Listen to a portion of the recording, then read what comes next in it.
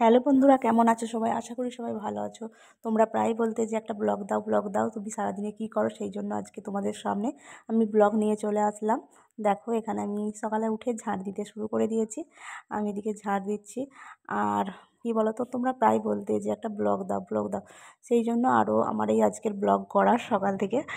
আর দেখো, আমি এদিকে ঝাঁট দিতে শুরু করে দিয়েছি। আমার দুয়ারে ঝাঁট দেওয়া হয়ে গেল।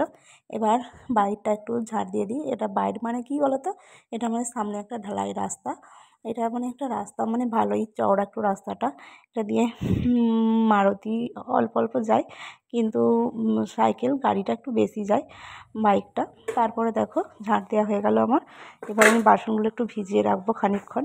ভিজিয়ে রাখলে কী বলো তো, তাড়াতাড়ি ধোয়া হয়ে যায়, সেই জন্য ভিজিয়ে এবার আমি একটু ঘরটা মুছতে হবে, ঘরগুলো একটু মোছা লাগাতে হবে, সেই জন্য আমি জল নিয়ে নিচ্ছি মোছা লাগাবো বলে। এবারে আমি মোছা লাগানোর জন্য জলটা নিয়ে নিলাম। নিয়ে দেখো, এদিক দিয়ে কেন আরও এখানে আমি সব কিছু করি, বাসন ধুই, কেননা এটা দিয়ে আমার পুকুরে জল যাওয়ার জায়গা আছে, সেই জন্য আমি এখান দিয়ে মানে বাসনগুলো ধুই আর কি। আর দেখো, তারপর আমি চলে এসেছি মোছা লাগাতে বাড়িতে। এখানে যে আমি মোছা লাগাতে শুরু করে দিয়েছি, আর ঘরগুলো দুয়ারটা মোছা লাগাচ্ছি। মোছা লাগানো কাজগুলো কমপ্লিট হয়ে গেলে আমার আরও কিছু কাজ আছে, সেগুলো তোমাদের সঙ্গে শেয়ার করব। তারপরে দেখো, বাসনগুলো ভেজানো ছিল, সেগুলো তোমাকে ধুতে হবে বলে সেই বাসনগুলো আমি ধুচ্ছি। বাসনগুলো মেজে ধুয়ে নিচ্ছি, কেননা মা বাড়িতে থাকলে মা কিছু করে নেয়, বাসনগুলো আরে ধুয়ে নেয়, কিন্তু মা তো এখন বাড়িতে নেই, সেই জন্য আমি বাসনগুলো ধুচ্ছি, আমি ধুয়ে নিচ্ছি। বাসনগুলো ধোয়া হয়ে যাক, তারপরে এবার আমার আরও কিছু কাজ আছে, সেগুলো করতে হবে। দেখো, বাসন ধুয়ে চলে এসেছি। এবার আমি চান করতে যেতে হবে আমাকে। চান করে নিলাম, তারপরে আমি চলে এসেছি আমার তুলসী মঞ্চরে। একটু ধুয়ে দিলাম তুলসী মঞ্চরটা ভালো করে। তুলসী মঞ্চরটা ধুয়ে দিয়ে এবার আমি একটু নিচেটা লাদা দিয়ে দেবো। যদিও ঢালাই রাস্তা, তবু একটু ভালো করে ধুয়ে দিলাম।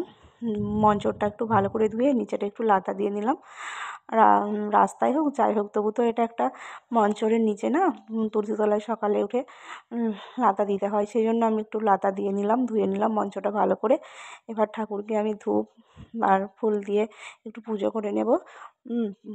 তারপর আগে আমার এগুলো একটু দেওয়া হয়ে যাক, লাতাটা একটু ভালো করে। এবার আমি যাই একটু। দেখো, আমি এবার কী বলো তো, ধূপ সব ঠাকুরকে এদিকে প্রণাম করছি বাড়িতে। আর আমাদের লক্ষ্মী মা আছে পিকচার, ওখানে প্রণাম করলাম। সেই বাড়িতে মানে সেই রুমটাই, বাবার রুমটাই ঠাকুর আছে, সেখানে একটু প্রণাম করে নিলাম। তারপরে চলে এসেছি আমার তুলসী মঞ্চরে। এখানে দেখো, আমি এসে এবার ফুল দিয়ে একটু ঠাকুরকে পুজো করে নিচ্ছি। আর এখানে এদিকে আছে রাধা কৃষ্ণ, ওদিকে আছে লক্ষ্মীনারায়ণ, আর এদিকে আছে কালী মা। সবাইকে একসাথে একটু পুজো করে নিলাম, সবাইকে একসাথে পুজো করে নিলাম। এবারে আমি একটু তুলসী মঞ্চরে জল দেব। জলটা দেওয়ার পর দেখি আমার আরও কিছু কাজ আছে, সেগুলো করে নেব। আর সকালে উঠে তো এগুলো একটু করতেই হয় বলো। সকালে তুলসী মঞ্চরে একটু জল দেওয়া অবশ্যই দরকার। মা বাড়িতে থাকলে লাতা দেওয়া তুলসী তলায়, এগুলো একটু আধটু মা করে, আমিও করি মাঝে সাঝে, মাও করে। আর মা তো এখন বাড়িতে নেই, সেই জন্য আমি এগুলো করছি। আর দেখো, আমি এগুলো করতে করতে সবাই শুধু কথা বলছে, তাদের সাথে আমি কথা বলতে বলতে ব্যস্ত হয়ে পড়ছি। আর সবাই কথা বলছে, আমার জায়েরা সবাই, সেই জন্য কথা বলতে মাঝে মাঝে ব্যস্ত হয়ে পড়ছি। দেখো, এবারে আমি ঠাকুরকে একটু জল দিয়ে দেবো। জল দেওয়ার সময় আমি কথা বলি না, কেননা কী বলো তো, জল দেওয়ার সময় কথা বলতে নেই, সেই জন্য ঠাকুরকে আমি জল দিয়ে দিলাম। আমার অবশ্যই গুরুমন্ত্র হয়ে গেছে, গুরুমন্ত্র জপ করে আমি ঠাকুরকে জল দিই। জল দিয়ে প্রণাম করে নিলাম, নিয়ে এবার দেখো প্রণাম করে নিচ্ছি। আর নিয়ে এবার আমি কী করবো, চলো এবার আমি বাড়ির মধ্যে যাই, চলো। দেখো, এখানে এসে আমি মাথা মানে হিঁচড়ে আঁচড়ে আমি আলু কাটতে বসে গিয়েছি, কেননা আমার ছেলে আজকে বলেছে ঘুগনি খাবে, সেই জন্য আমি আলু কাটতে বসে গেছি। আলুগুলো কেটে এবার আমি প্রেসারে বসিয়ে দেব সেদ্ধর জন্য, তারপরে কষে আর কড়াই কষে দেব। এবার ওই জন্য আমি আলুটা কেটে নিচ্ছি। আলুটা কেটে এবার ধুয়ে, এবার দেখো আমি বসিয়ে দিয়েছি, আলু কেটে ধুয়ে বসিয়ে দিয়েছি।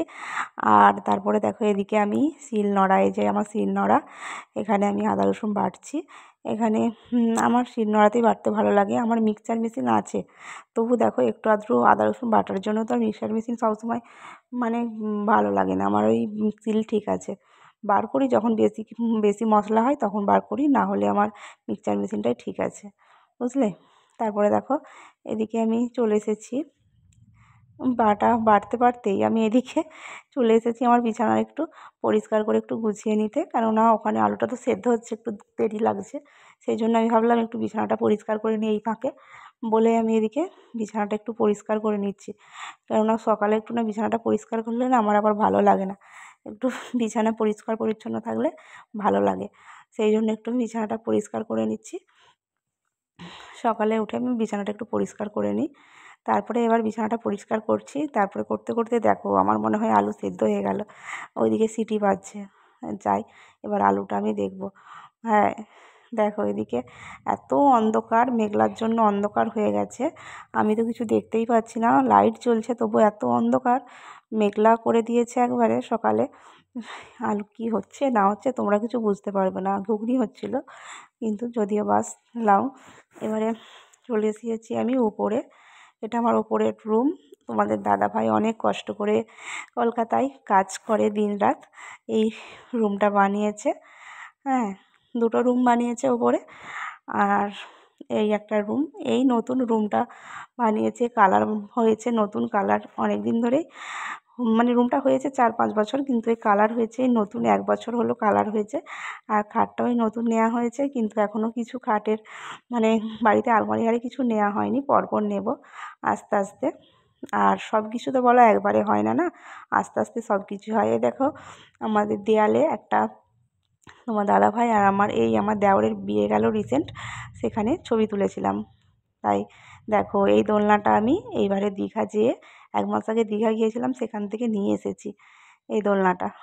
আর দেখো এই যে আমার রুমটা একটু ভালো করে দেখিয়ে দিই, এইগুলো একটা জানলা আছে, এইটাও আমি দীঘা থেকে নিয়ে এসেছি। ওই ফুলঝাড়িটা আছে না, ওটাও দীঘা থেকেই আনা আমার। দেখো শেষমেশ আমি দোলনাটা একটু বসে নিই। প্রতিদিন আমি ওপরে আসি যখন একবার মানে 5 মিনিট হলেও দোলনাটা একটু দুলে নিই, ভালো লাগে আমার দুলতে। সেই জন্যে আমি একটু দোলনাটায় দুলে নিলাম। দুলে নিয়ে চলো আবার নিচে চলে এসেছি। এবার আমার যা কাজ সারাদিন আমি যেটা করি, এবার আমি আমার কাজে বসে পড়েছি। হ্যাঁ, দেখো কষ্ট না করলে তো বলো কেষ্ট পাওয়া যায় না। আমি একটু আধটু কম পয়সায় হোক বেশি পয়সায় হোক সারাদিন বসে না থেকে ভাবি একটু কাজ করি বলে আমি সেই জন্য একটু আধটু কাজ করি। তারপরে দেখো মুড়ি টুড়ি খেয়ে নিয়ে আবার আমি রান্না চাপিয়ে দিয়েছি। আর এত অন্ধকার মেঘলার জন্য কিছু দেখাতেই পাচ্ছি না ঠিক করে, এত অন্ধকার। এদিকে ভাত বসিয়েছি, ওদিকে সবজি করছি, লাউ শাকের সবজি, কিন্তু তোমরা কিছু দেখতেই পাচ্ছ না নাকি জানি না, এত অন্ধকার, মানে মেঘলার জন্য অন্ধকার হয়ে গিয়েছে। টাটা, আজকের মতো এই পর্যন্তই ব্লগ।